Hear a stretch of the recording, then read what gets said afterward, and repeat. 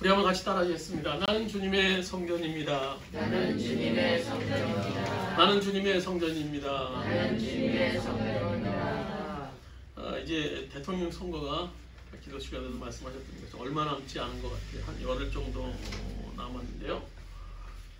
참 이 대통령 선거뿐만 아니라 모든 선거를 할 때마다 참 어려움이 있습니다. 그들의 면면을 보면 참 여러 가지 면에서 우리가 참 선택하기 어려운 점들이 참 많이 있는 것 같아요. 뭐 윤리적으로나 도덕적으로나 뭐 이런 부분들이 어떤 우리 평범한 시민보다도 못한 경우도 있는 것들을 우리가 보게 되는데요. 뭐 선거 때마다 느끼는 거는 우리들에게 그분들이 뭐 도움을 주고 뭐 더 낫게 할 수 있는 그런 후보를 뽑는 게 아니라 어떻게 하면 우리들에게 좀 피해를 덜 줄 수 있는 후보를 뽑을까라는 그런 또 사회 국가적으로 또 우리 개인적으로 좀 이분이 좀 피해를 덜 줄 것인가 어떤 분이 줄 것인가 고민을 하면서 뽑게 되는 그런 선거를 하는 것 같아요. 뭐 집안에서도 아마 뭐 이렇게 또 나눠지는 것 같아요. 우리 집안에서도 보면 이제 저희나 우리 자식들 이 후보가 이렇게 나눠지더라고요. 뭐 이 사람 지지하는 사람, 저 사람 지지하는 사람. 아마 집안에서도 그렇게 아마 좀 나눠질 거예요. 근데 이렇게 선거철만 되면 나타나는 현상은 진영이 극명하게 나눠진다는 거예요. 소위 진보와 보수들이 아주 확실하게 나눠져요. 뭐 중도라고 얘기하는 사람들이 많이 있긴 한데 사실 따져보면 그분들도 이 진보와 보수 안에 속하는 것들을 볼 수 있어요. 또 출마자들도 보면 이런 편향성을 또 이용해서 자신의 표와 연결시키려 하는 그런 경향도 있는 걸 보게 됩니다. 사실 이 진보와 이 보수는 어느 사회에서나 존재를 해요. 전통과 가치를 지키려는 보수주의자, 또 사회 속에서 활력을 찾아내서 새로운 것을 추구하려는 이 자유주의자는 항상 공존하는 것 같아요. 이것은 우리 신앙 세계에서도 예외가 아닙니다. 그런데 신앙적인 보수주의자와 신앙적인 이 자유주의자를 분별하는 그런 알아내는 방법 가운데 하나는 그들이 세상에 대한 태도를 보면 금방 알 수 있어요. 일반적으로 보수주의자일수록 세상에 대해서 도피적인 태도를 갖게 되죠. 왜냐하면 세상을 가까이 하다가 내가 좀 더럽혀지고 내가 믿음이 좀 상실받고 상하고 오염될지 않을까 하는 마음 때문에 세상에 대한 두려움을 갖게 됩니다.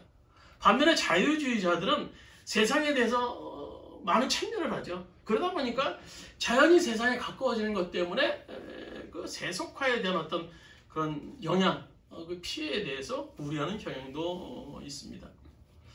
그럼 과연 예수님은 진보주의자였을까요? 보수주의자였을까요? 성경에 나타나는 예수님은요, 보수나 진보, 보수 자유, 뭐 둘 다 아니었던 것 같아요. 우리 요한복음 11장에 보시면 예수님이 제자들을 위해서 기도하실 때 10장 14절에 이렇게 기도하시죠. 내가 세상에 속하지 아니함 같이 그들도 세상에 속하지 아니함으로 이남이니라 라고 고백하는 것을 볼 때 우리가 이 예수님이 어떤 세속적인 자유주의자가 아니셨다라는 사실을 우리가 볼 수 있고요. 반면에 그 밑에 보면 요한복음 17장 15절 18절에 보면 예수님이 제자들을 향해서 기도하실 때 이렇게 말씀하시죠. 하나님, 내가 비옵는 것은 그들을 세상에서 데려가시기를 위함이 아니오. 아버지께서 나를 세상에 보낸 것 같이 나도 그들을 세상에 보내었다라는 사실을 강조하고 있습니다. 그러니까 우리가 이 말씀을 통해서 알 수 있는 것은 예수님께서 우리가 이 땅에서 멀어지는 것을 원하시는 것이 아니라는 거예요.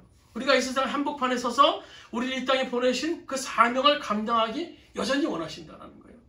이런 의미에서 예수님은 세상에 대해서 어떤 도피주의적인 태도나 어떤 보수주의적인 생활 태도에 대해서 어떤 원하시지 않는 그런 삶이었던 것을 보셨어요. 그러니까 한마디로 말하면 주님께서 우리에게 원하시는 삶은요, 이 세상 한복판에 살면서 이 세상에 기여해야 하지만 이 세상에 결코 함몰되어서는 안 된다는 거예요. 세상에 있지만 세상에 속하지 않는 삶. 세상에 있지만 세상에 속하지 않는 삶. 참 매우 어려운 이야기입니다만 이것을 오늘 본문에서 오늘 예수님께서 바울 사도를 통해서 이 세상을 본받지 말라라고 표현해 주고 계세요. 그럼 우리가 어떻게 이 세상에 살면서 이 세상에 속하지 않는 사람, 이 세상을 본받지 않고 이 세상에 하나님 나라를 이루는 삶을 살 수 있을까 하는 거예요. 이것은요, 저희 어떤 목회 기도 제목이 돼요. 고민이기도 해요. 변하지 않는 하나님의 말씀을 끊임없이 변하는 세상 속에 어떻게 전파할 수 있을까? 어떻게 전할 수 있을까? 세상은 끊임없이 변하는데 하나님 말씀 변하지 않고 있어요. 그 말씀을 어떻게 전파할 수 있을까? 참 이것은 또 고민이기도 해요. 우리가 이 읽은 로마서 부분을 보면요, 로마서 크게 두 부분으로 나누죠. 1장에서 11장까지 또 12장에서 16장 마지막까지 이 두 부분으로 나누는데요. 이 첫 번째 부분은 교리적인 부분이고요. 이 12장부터 16장 두 번째 부분은 윤리적인 부분입니다. 이 교리적인 부분에서 가장 중요한 주제는요, 죄인인 인간이 의로우신 하나님과 어떻게 연결되어서 관계를 맺을 수 있겠는가 하는 거예요.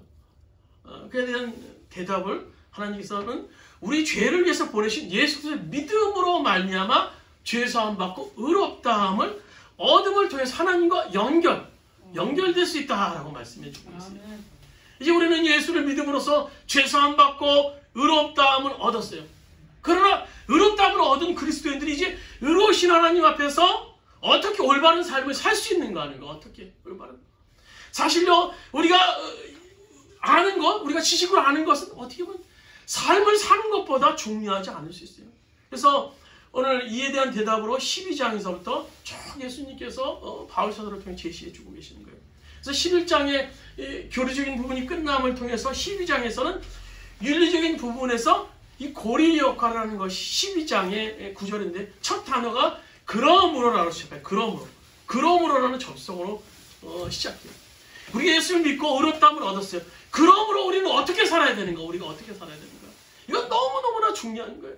우리가 의롭다함을 받았는데 그게 뭐예요? 뭐 우리가 죽으면 그냥 천국에 가기 위해서만 우리가 의롭다함을 받기 위한 겁니까? 우리는 여전히 살아야 되는 이 땅의 삶을 있어요. 이 땅에서 어떤 삶을 살아야 되는가 하는 거예요. 어떤 산부인과 의사가 이런 재밌는 얘기를 했는데요. 어떤 산모가 자연분만을 하려다가 막 애썼어요. 근데 결국은 자연분만을 하지 못하게 됐습니다. 자연분만을 하지 못하게 돼서 수술을 하게 되죠. 이제 수술을 하기 위해서는 마취를 시켜야 돼요.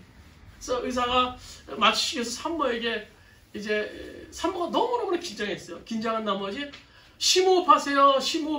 그랬더니 이 산모가 너무 긴장해서 심호흡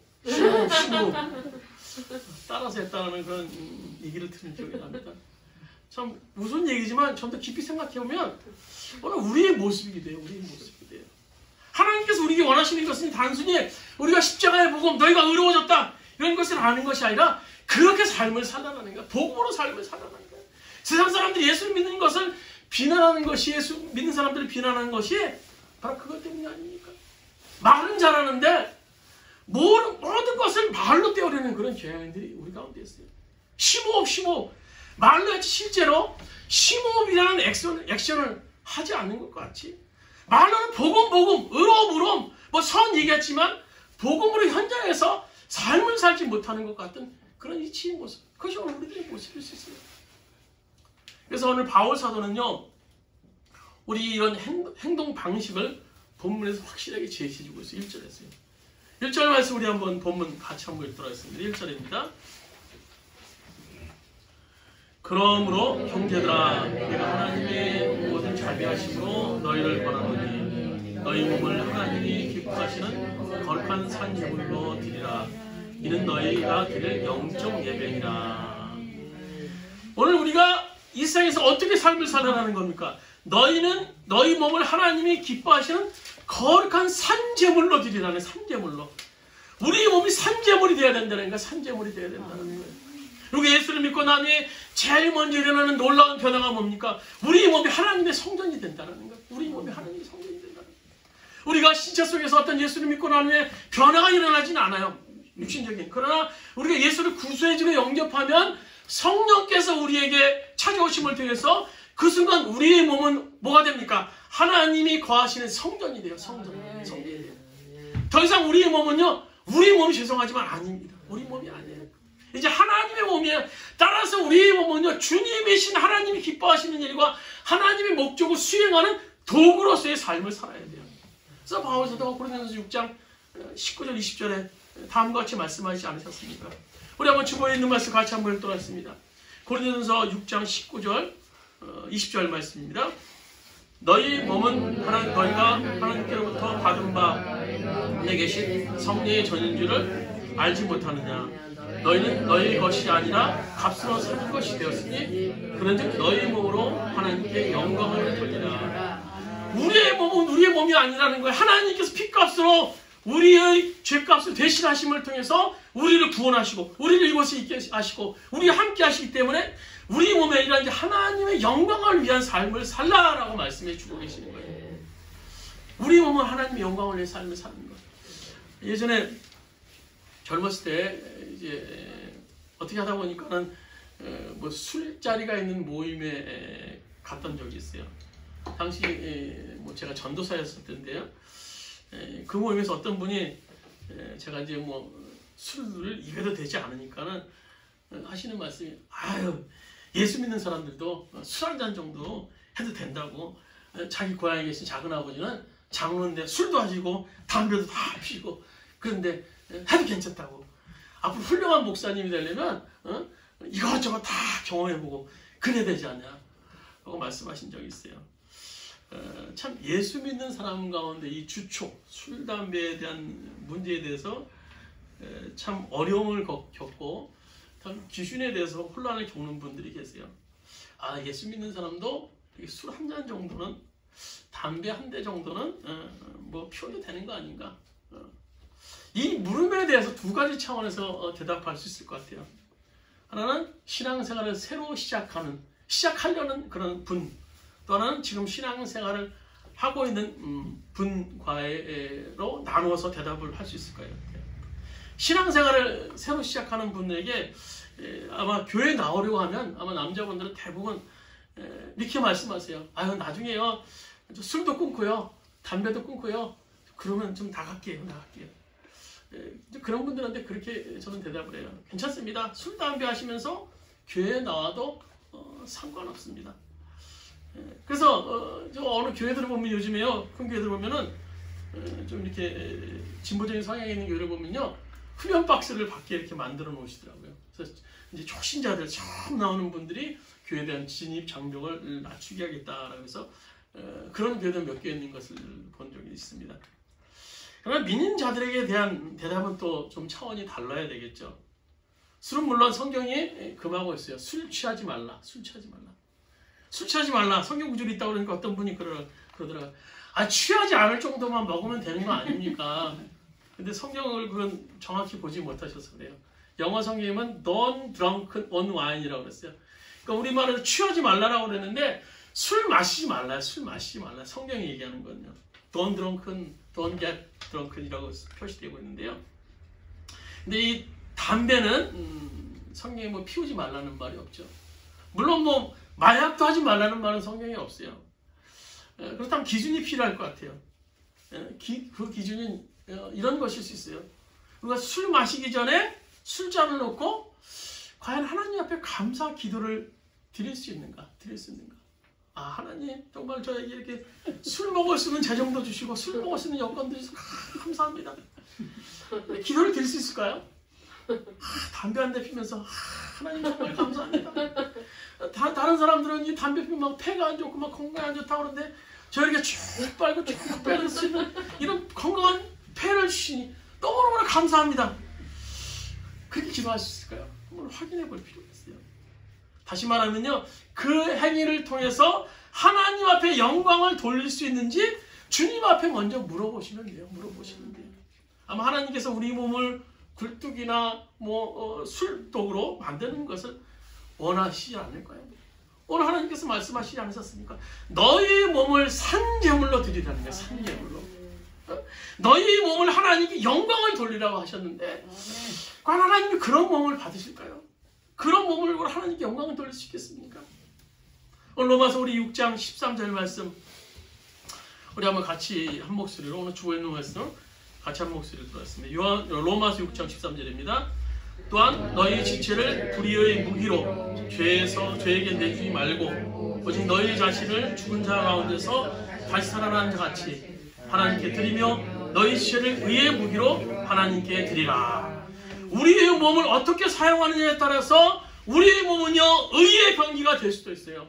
또 우리의 몸을 어떻게 사용하느냐에 따라서 우리의 몸은 불의의 병기도 될 수 있어요. 불의의 병기. 가능성은 항상 열려있는 거예요. 항상 열려있어요. 오늘 성경은 우리의 몸을 산제물로 드리라고 말씀해요. 산제물로. 계속해서 1절 하반절에 보시면 우리가 읽은 하반절에 보면 이렇게 말씀하고 계시죠. 이는 너희가 드릴 영적 예배니라. 영적 예배니라. 이것은 앞에 말씀이 산제물과 연결되어서 있음을 볼 수 있어요.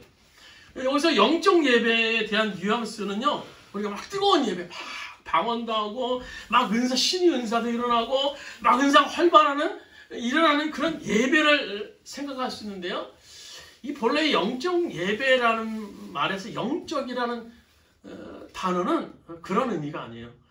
영적 예배에서 영적인이라는 이 원어의 뜻은 로기켄이라는 말인데요. 이것은 로기코스라는 말에서 유래되었어요. 근데 원래의 뜻은 이 로기코스 유래의 뜻은 원래 뜻은 합당한 합리적인 뜻이 합당한 합리적인 뜻을 가지고 있어요. 그래서 영적 예배를 원문대로 번역하면 마땅한 예배, 합당한 예배라는 뜻을 가지고 있어요. 그러니까 앞구절에 산제물과 연결해서 번역하면요, 삶을 드리는 예배를 얘기하는 거예요. 삶을 드리는 예배. 예배 다음에 따라와야 될 진정한 예배. 산제물이 되어서 우리들에게 합당하게 드릴 수 있는 예배는 예배 다음에 따라와야 되는 예배예요. 예배를 드리고 난 후에 우리들의 삶, 축도와 함께 예배가 끝나는 것이 아니라 진정한 예배는요, 그 이후에 우리 삶의 현장 속에서, 삶의 영역 속에서 드려지는 예배가 영적 예배라는 겁니다. 오늘 주님 말씀해가지고 하나님이 원하시는 도구로 쓰여지기 위해서 세상에 나가는 것이 진짜 예배라는 거예요. 진짜 예배. 어떤 분이 여행을 하다가 낯선 교회에 들어갔어요. 아무리 기다려도 예배를 시작하지 않는 거예요. 그래서 옆에 있는 사람에게 아유 도대체 언제 예배 시작합니까? 하고 물었더니 이분이 대답하기를 당신이 저 예배당에 저 문을 열고 나갈 때 예배는 시작됩니다 라고 대답을 했다고요. 우리 진짜 예배는요 여러분, 예배를 드리고 난 이후의 삶이에요. 예배를 드리고 난 이후의 삶. 그래서 우리가 늘 설교 전에 외치는 것도 그거 아닙니까? 나는 주님의 성전입니다. 나는 주님의 성전입니다. 우리가 예배당에 와서 예배를 드리고 또 우리가 모여있어서 이것만 성전이 아니에요. 우리들이 주님의 성전이에요. 우리의 삶을 통해서 우리가 성전임을 나타내야 되는 거예요. 우리 지원교회 교회 정신은 우리가 주보에 나왔는 것이 이거 아닙니까? 모이는 게 흩어지는 게 바로 영적 예배를 지향하는 거예요. 영적 예배. 가정이 우리가 진정한 예배의 장이 돼야 됩니다. 우리 일터가 진정한 예배의 장이 돼야 돼요. 우리가 머무는 것이 어디든지 예배의 장이 돼야 됩니다. 이 말을 오해하시는 분이 계시더라고요. 아, 우리 가정이 예배장이 돼야 되니까 매일 우리 가정 예배 드려야 되고 앉아서 매일 성경만 읽고 찬송만 읽고 기도해야 되겠다. 기도해야겠다. 매일.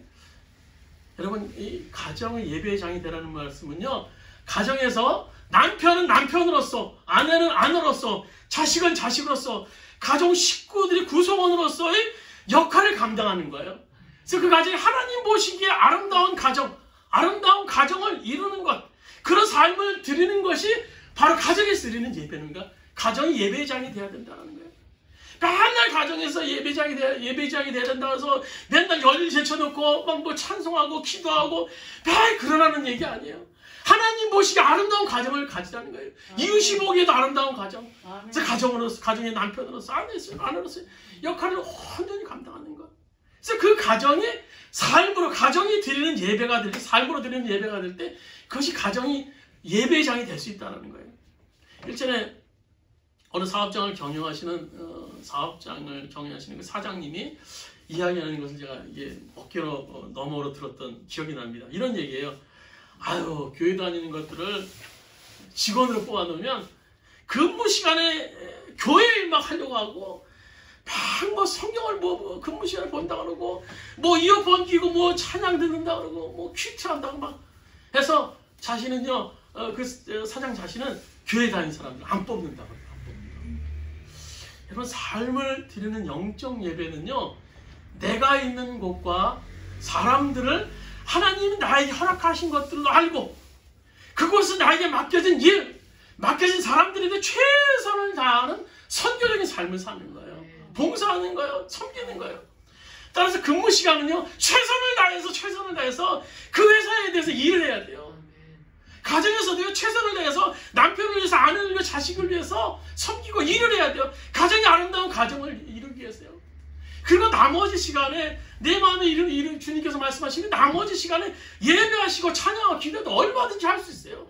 그런데 그런 것들은 뒤로 미루고 그런 거 예배드리고 찬양하는 일에 올인한다고 하면 그것은 우리 삶이 예배할 수 없는 겁니다. 오늘 우리가 있는 곳에서 그 사람에게 그 장소에서 최선을 다하는 것. 그래서 예배를 최고로 잘 드리는 것이 바로 그들을 섬기고 그것이 최선을 다하는 것이 예배를 잘 드리는 거예요. 여러분, 근무 시간이 예배 시간입니다. 여러분, 근무 시간이 기쁘고 즐거운 마음으로 최선을 다하는 것, 그것이 예배 시간이에요.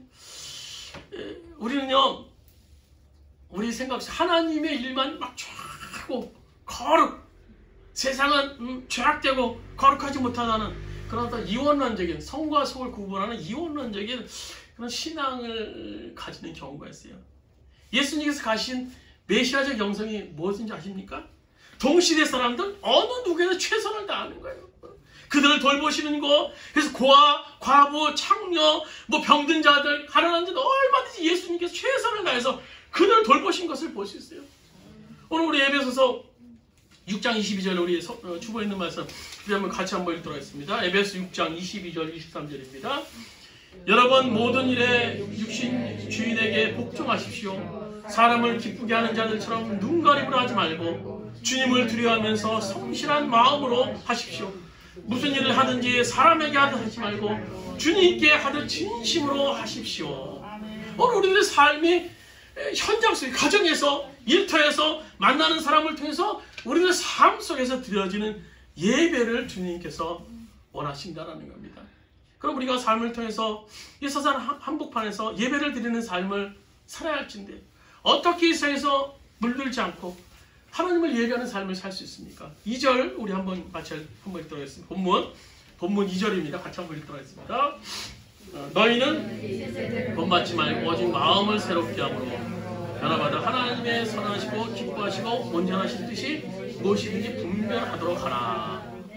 이 구절에서 말씀하시려는 것은요, 온전하신 하나님의 뜻, 하나님이 선하시고 기뻐하시고 온전하신 뜻이 무엇이든지 분별하도록 하라. 그러니까 결국 우리가 이 세상에서 삶의 예배를 드리면서 이 세상을 본받지 않고 사는 방법은 하나님의 뜻을 분별하는 것, 즉 하나님의 뜻을 아는 것이라는 것. 분별은 안다라는 의미입니다. 안다라는 것. 그래서 우리가 읽은 이 본문 3절 이하에 보면 하나님의 뜻을 이 분별하는 데만 그친 것이 아니라 좀 더 구체적으로 우리의 삶에 대해서 쭉 분별하는 삶에 대해서 우리가 어떤 삶을 살아야 될 것인가, 가정에서 또 사회에서 교회에서 어떤 삶을 살아야 될 것인가에 대해서 쭉 3절 이하에 기록되어 있는 말씀이 있어요. 집에 가서 한번 읽어보시도록 하시고요. 바로 하나님의 뜻을 아는 것이 우리의 모든 삶의 출발점이 되어야 된다는 거예요. 따라서 내 의지는 접어야 돼요. 내 의지는 접고 하나님의 뜻을 향해 초점을 맞춰줄 때 우리는 세상 가운데서 부름받은 자다운 삶을 살 수 있게 되는 겁니다. 근데 우리의 딜레마가 뭡니까? 우리의 참 어려움이 뭐예요? 우리의 의지가 내 마음대로 되지 않는다는 거예요. 나는 하나님 뜻대로 살고 싶어요. 막 말씀을 듣고 오면요, 정말 하나님 뜻대로, 하나님 말씀대로 살고 싶어요. 근데 참 이게 아주 삶을 현장에 돌아가면 이게 안 된다는 거예요. 이게 안 된다는 거예요. 참 이런 안타까운 마음을 바울 사도도 알았죠. 그래서 로마서 7장 19절에 이렇게 고백하죠. 내가 원하는 바 선은 하지 아니하고 도리어 원치 아니하는 바 악을 행하는도다. 그러니까 바울 사도도 내 의지가 하나님 의지로 바뀌는 것이 얼마나 어려웠는지 그런 고백을 했다는 거예요. 이게요, 사실 나를 보면 불가능해요. 매일매일 대화제가 하는 나를 보면 불가능해요. 그러나 오직 전능하신 하나님의 은혜가 임할 때, 나를 붙잡고 있는 의지에서 자유로워져서 우리의 삶의 변화를 가능케 하실 수 있는 겁니다. 내가 죽고 예수로 사는 삶, 아사 예생, 내가 죽고 예수로 사는 삶을 살 때만이 그것이 가능해요. 근데 놀라운 것은요, 그 은혜가 지금 우리를 조금씩 변화시키고 있다는 거예요. 우리는 멀게 느껴지지만 하나님의 뜻은 멀게 느껴지고 내 의지는 가깝게 느껴지지만요, 지금 우리의 삶을 조금씩 변화시키고 있어요. 하나님의 은혜가 우리에게 임할 때 우리 제일 먼저 하나님의 뜻대로 살고 싶다라는 그런 갈망, 소망이 우리 가운데 생겨요. 그래서 아마 여러분 마음속에 아마 그런 소망도 있지 않겠습니까? 아, 하나님의 뜻대로 살고 싶다. 말씀대로 살고 싶다. 그러나 우리에게 누가 당신은 하나님의 뜻대로 살고 있습니까? 라고 묻는다면요, 아마 사실 자신 있게 대답하기는 곤란할 겁니다. 그렇지만 비록 우리가 하나님의 뜻대로 그대로 준행하는 삶은 아니어도 우리 마음속에 강력하게 일어나는 어떤 갈망이 있지 않습니까? 하나님의 뜻을 사모하면서 그 뜻대로 살고자 하는 그런 그 마음. 하루를 마무리하면서도 오늘은 하나님 말씀대로 살지 못했구나. 오늘 하나님 뜻대로 살지 못했구나. 오늘 내가 누구를 미워했구나. 하나님이 그렇게 하지 않았고 그랬는데. 그때 내가 그 결정을 할 때 내가 주님을 잊고 있어서 주님을 바라보지 못했어. 그리고 오늘 여러분이 예배를 드리기 위해서 이 자리에 온 것 그 자체가 주님의 은혜에 대한 갈망 때문이 아니겠습니까? 뭐 주변에 얼마나 여러분 가까운 곳에 큰 교회 많고 뭐 좋은 교회 많습니까? 근데도 불구하고 뭐 운전하시고 뭐 차도 저기 멀리 세워두셔서 걸어오시고 또 뭐 이렇게 비좁은 곳에서 뭐 이렇게 예배를 드리고 또 뭐 이렇게 정말 어려운 형편 속에서 이 불편한 의자에서 앉아서 이렇게 예배를 드린 거, 그런 거, 그거 뭐 바로 하나님의 뜻을 사모하면서 그 뜻대로 살고자 하는 그런 갈망, 그 갈망 때문에 오늘 우리가 이 자리에 온 거예요. 그것은 하나님의 은혜가 우리에게 임하지 않고는 오늘 불가능하다라는 겁니다. 저도 그렇지만요, 여러분을 보면요, 크게는 아니어도 매주 조금씩 변하고 있다는 사실을 제가 느낄 수가 있어요. 하나님의 뜻 안에 살려는 그런 마음이 보여요. 저는 이 사실에 큰 소망을 가져요. 이것이 하나님의 은혜구나. 오늘 이 자리에 지금 하나님이 우리 가운데 계시는구나. 우리 가운데 계시구나. 라는 사실을 느낄 수 있어요. 오늘 시간 여러분 그 은혜를 붙잡길 바랍니다. 오늘 내가 완전히 하나님의 뜻을 알지 못해도, 내가 오늘 이렇게 부족해도, 내가 늘 넘어지고 좌절해도 지금 내게 임한 겨자씨 하나일 만한 그 은혜가 있다면요, 그 은혜를 꼭 붙잡고 나가실 수만 있다면요, 언젠가는 강력한 놀라운 주님의 임재를 경험하고 세상 속에 나를 부르시고 또 보내신 하나님의 뜻을 아는 날이 분명히 오게 될 겁니다. 오래전에 한 선교사님께 들은 얘기인데요, 사막지대에서 아주 풀 한 폭이 없고 나무 한 그루 없는 그런 걸 선교하시는 분으로서 그것은 이제 집이 있었어요. 그 집을 그것서 살고 계신 분인데요. 어느 날 선교사님 사모님이 막 소리를 지르시대요. 뭔가 했더니 여보 마당에 뒷마당에 꽃 한 떨기 활짝 피었어. 예쁘게 꽃이 피어 있는 거예요. 그러니까 그 기적 같은 일이에요, 기적. 우리는 뭐 꽃을 쉽게 볼 수 있습니다만 그 불모지에서 그 거주하는 선교사님 거주하는 그 사막 같은 그곳 불모지에서 꽃이 핀다라는 것은 거의 기적이었습니다. 기적. 근데 이 기적이 어떻게 가능할까 생각해 보니까요, 그 사모님이 매일 설거지를 하면서 뒷마당에 이렇게 막 물을 버렸대요. 그러니까 그게 꽤 오래 버렸던 것 같아요. 그러다 보니까 그 토양이 불모지였지만 그 토양이 바뀐 거예요. 어느 순간 바뀌게 되었고, 또 바람을 타고 날아왔던 씨앗이 바람이 날려서 떨어지게 돼서 어느 날 갑자기 아름다운 꽃이 피었다라는 얘기입니다. 여러분, 한순간에 가능하지 않다고 할지라도 늘 말씀과 기도를 가까이 하는 삶을 사시길 바랍니다. 매일 아침에 5분간만이라도 성경 보시고 5분간만이라도 기도하면서 건 여러분 결코 작은 삶이 아닙니다. 그것이 5년, 10년, 15년 후에 우리를 엄청나게 변화시킬 것입니다. 그리고 우선 우리를 하나님의 뜻 안에 서게 만들 것입니다. 말씀을 맺도록 하겠습니다. 우리들 진짜 예배는요, 여러분, 성전 문을 열고 나가면서부터입니다. 들은 바 은혜를 가지고 세상에서 예배로 나타나야 돼요. 교회보다 세상에서 예배하셔야 됩니다. 예배하셔야 돼요. 우리의 가정에서, 일터에서, 내가 있는 곳에서 예배를 드리는 자로서의 섬김의 삶을 나타나셔야 됩니다. 정직과 공평과 인내와 사랑으로서 여러분 삶을 통해서 나타나셔야 됩니다. 그런 삶이 가능할까요? 의심하거나 두려워하지 마세요. 지금 우리에게 임한 하나님이 그 은혜가 있다면요, 얼마든지 우리는 하나님의 뜻 안에 거할 수 있습니다. 물론 그 은혜를 사모하며 그 은혜를 붙잡을 수 있는 여러분 되시길 주님의 이름으로 축원드립니다. 우리 한번 복음성가, 우리 한번 조금 전에 불렀던 복음성가 나는 예배자입니다. 우리 한번 같이 한번 부르시고, 우리 주여 삼창하시고, 주여 한번 크게 치고 합심해서 오늘 말씀 가운데 나에게만 말씀을 가지고 기도하는 시간을 갖도록 하겠습니다. 다시 한번 우리 나는 예배자입니다. 찬양 드리시겠습니다. 나는 하나님을 예배하는 예배자입니다. 내가 서 있는 곳 어디서나 하나님을 예배합니다. 내 영혼 거룩한 은혜를 향하여, 내 마음 완전한 하나님 향하여, 그곳에서 바로 이 시간 하나님을 예배합니다. 우리 말씀을 생각하시면서 주여 한번 크게 주합심해서 기도드리시겠습니다. 주여!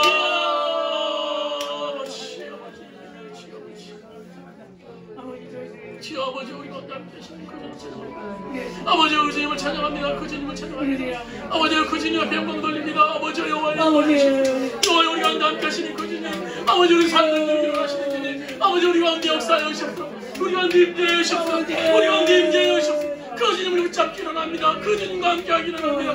아버지, 여호와여 도와주시옵소서. 여호와여 주여 도와주시옵소서. 여호와여 인도하여 시간들을 딱 원합니다. 아버지, 충만함을 아버지 주님과 함께 하기 원합니다. 여호와여, 우리가 예배를 드리는 자로서의 삶을 살기 원합니다.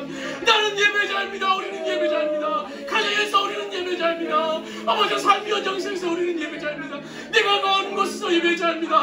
아버지, 그래서 주님이 생각하셨던 아버지 메시아적 영성을 살려서 아버지 그런 삶을 살 수 있도록 주인하여 주옵소서. 여호와여, 주님을 예배하는 자로 삶을 살기 원합니다. 아버지, 그들을 섬기는 자로서 삶을 살기 원합니다. 우리 가운데 역사하여 주옵소서. 우리 가운데 역사하여 주옵소서. 아버지, 주님께서 우리들에게 우리들 영적 예배에 대해서 말씀해 주고 계십니다. 우리의 삶을 통해 주님 앞에 드리는 예배가 되기 원합니다. 우리가 진정으로 드려지는 예배가 되기 원합니다. 아버지여, 주여 도와주시옵소서. 우리의 몸은 아버지 하나님의 영광을 내서 부름받은 자들입니다. 우리의 몸은 하나님의 영광을 내서 세워진 자들입니다.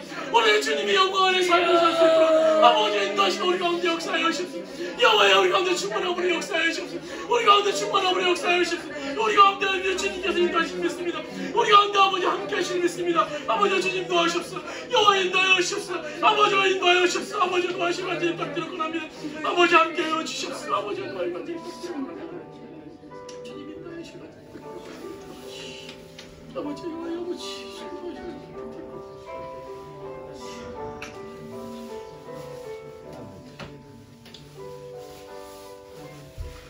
주님, 우리를 세상에서 부름받은 자로서 과연 우리가 합당한 삶을 살고 있는지 정말 우리 자신에게 물어볼 수밖에 없습니다. 오늘 주님께서 우리들에게 영적 예배를 드리라라고 말씀해 주고 계십니다. 오늘도 우리들 삶 가운데 과연 하나님께 합당한 산재물이 되어서 정말 하나님께 합당한 예배를 드리는 삶을 살고 있습니까? 오늘 가정에서 정말 내가 가정의 구성원들을 섬기면서 나에게 맡겨진 일들을 통해서 아름다운 가정을 이루기 위해서 오늘도 애를 쓰고 있습니까? 오늘 삶의 현장 속에서 하나님께 맡겨진 일들을 감당하기 위해서 오늘도 열심히 삶의 현장 속에 예배를 드리고 있습니까? 바랍기는 우리의 삶을 통해서 주님이 나타나는 일들이 일어날 수 있도록 주여 인도하여 주시옵소서. 어두운 이 세상 속에서 우리의 빛과 소금 역할을 감당하는 우리들이 될 수 있도록 주여 인도하여 주시옵소서. 우리의 삶을 통해서 우리들의 모습을 통해서 그들이 주님을 발견할 수 있는 놀라운 역사들이 일어날 수 있도록 인도하여 주시옵소서. 시대가 어둡다고 복음이 어둡다고 복음이 안 전해진다고 말씀을 빠르게 하고 있지만 우리가 이 시대 속에서 우리가 부름받은 자답게 선교적인 삶을 통해 통해서 우리가 내가 이 세상에 부름받은 자 선교사라는 자각을 통해서 아버지 그 사명 감당하여서 놀라운 하나님의 말씀들이 하나님의 복음들이 이 땅에 휘황하는 풍성한 놀라운 역사들이 일어날 수 있도록 주 역사하여 주시옵소서. 이제는 우리 주 예수 그리스도의 은혜와 하나님 아버지의 원하는 사랑하심과 보혜사 성령님의 감화 감동 내 교통하시는 은총이 오늘 우리 가정에서 우리 일터에서 내가 서 있는 곳에서 예배자로서 나는 예배자입니다. 나는 주님의 성전입니다. 고백하면서 예배자로서의 삶을 살길 원하는 우리 성도들 머리 위에 그의 가정에 사업장과 직장에 이 민족 이 땅의 모든 교회에 이제부터 만까지 함께 하시기를 간절히 축원하옵나이다.